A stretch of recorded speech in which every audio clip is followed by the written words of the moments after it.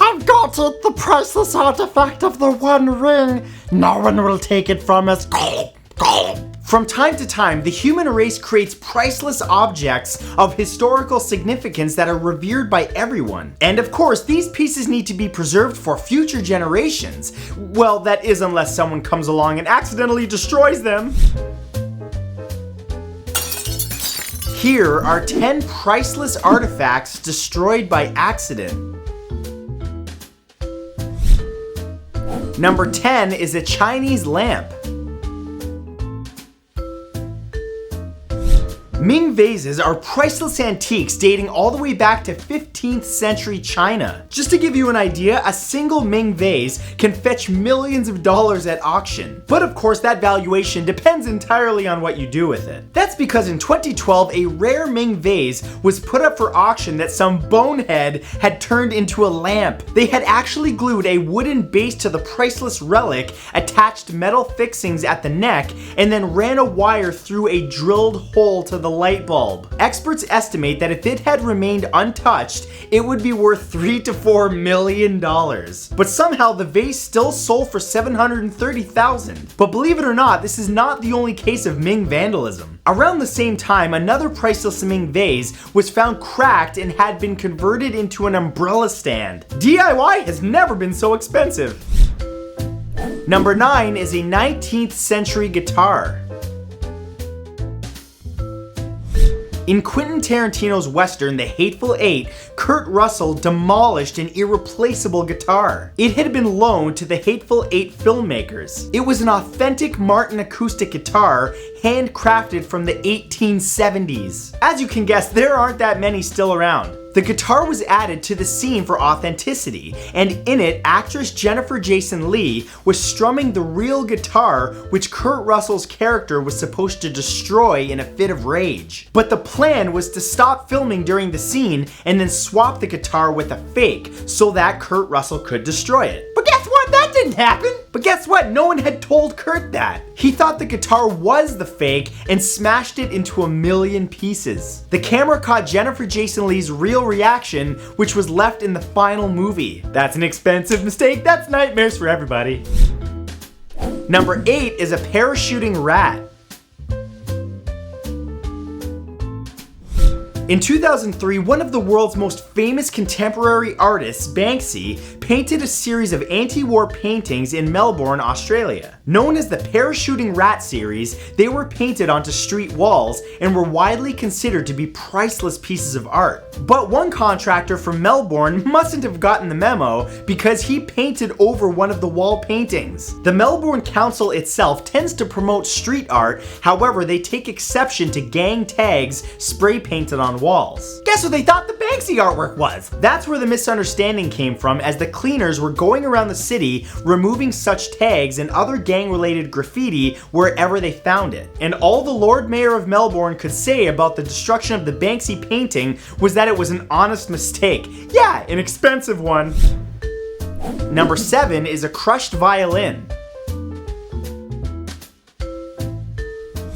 In 2008, renowned violinist David Garrett destroyed his violin. No big deal, right? All you gotta do is pop down to the store and buy a new one. Except David's violin was worth more than $1 million. Ouchie. The violin was built by instrument maker G.B. Guadagnini and was 230 years old. David Garrett, the violin's owner and eventual destroyer, was carrying the violin in a backpack case on that day. In a hurry to meet his family after a performance, he slipped and fell down a set of stairs when he landed on the violin with a crack. His family rushed over to check if he was okay, but David was more concerned about the priceless violin, which now had several cracks across it. The repairs cost $80,000, but on the bright side, David believes that the violin saved his life. Kind of like a musical superhero.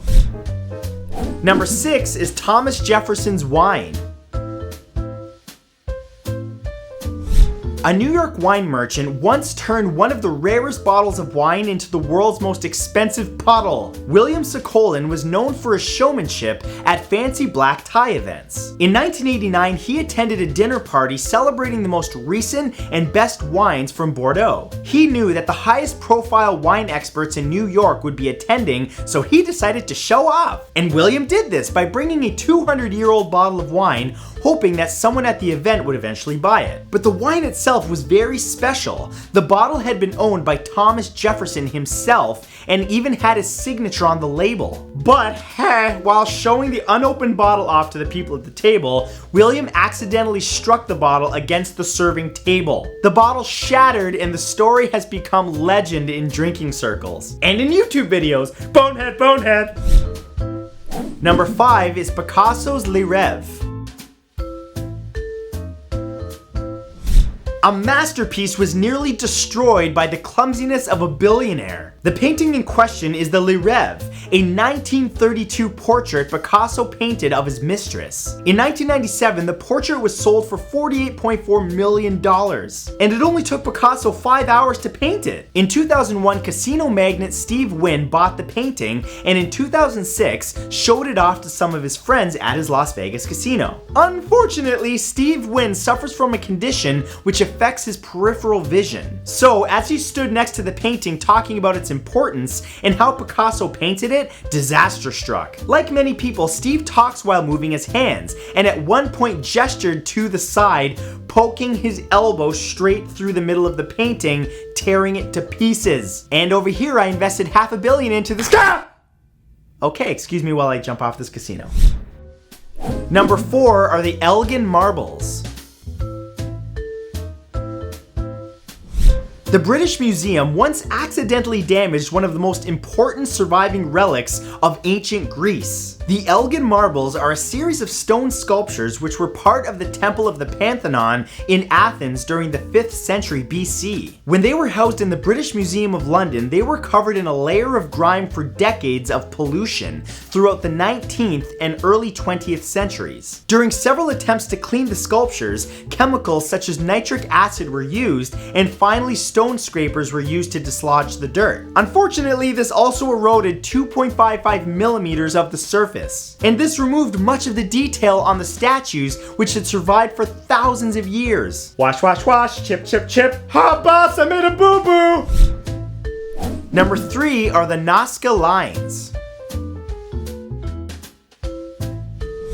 In 2014, Greenpeace managed to destroy parts of the famous Nazca Lines. These lines were carved into the ground of the Nazca Desert in Peru 1,500 years ago. They depict many things, including shapes, animals, and even people, which can be seen from the sky. But Greenpeace protesters decided that adding some lines of their own to the desert would be a great way to get their message across of protecting the environment. While leaving the words "time for change, the future is renewable" on the ground, they managed to vandalize the ancient site with new lines of their own, altering something which had existed for over 1,000 years. Hey Greenpeace, hey, what's happening? Listen, I'm all for saving the planet, but you know, there's better ways to promote yourself than being a dick. You're stupid, why did you do that? Oh my god. Number 2 is Tutankhamens Beard.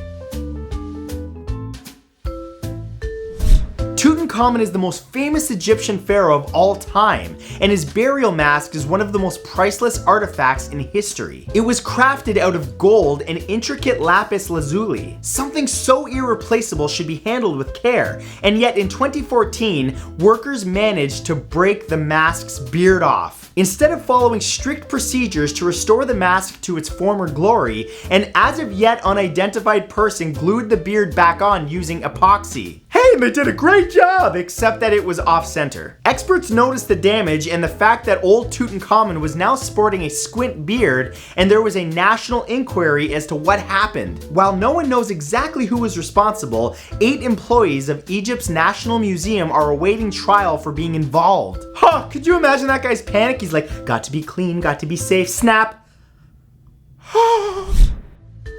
And number 1 is the most expensive game of dominoes. At an exhibition in Los Angeles, a museum visitor decided to take a selfie next to a series of expensive crown sculptures which were displayed on individual pedestals. You already know this is going to turn out terrible. When the visitor leaned against one of the pedestals, she lost her balance, fell backwards, and began what can only be called the most expensive game of dominoes in history. The pedestals fell into each other, throwing many of the sculptures to the ground. And it was all caught on glorious video. It was estimated that the accident caused hundreds of thousands of dollars worth of damage, and that some of the sculptures were either completely destroyed or would require a ridiculous amount of extensive work to be fixed. Before the accident, the LA Times had described the exhibition as a great place to take a perfect selfie. Bet they're regretting that. Hey, let's do it. Snap, snap, go. So those were 10 priceless artifacts destroyed by accident. By the way, take a look at this horrific selfie. That's not going on Instagram. But if you guys enjoyed this, be sure to give it a big thumbs up, and also subscribe to my channel if you haven't yet, and turn on notifications by clicking the bell beside the subscribe button so that you never miss a thing, because I release new videos all the time. Thank you guys for watching. Don't take a screenshot of that and put it on Instagram. I just realized that's probably gonna happen. Goodbye now.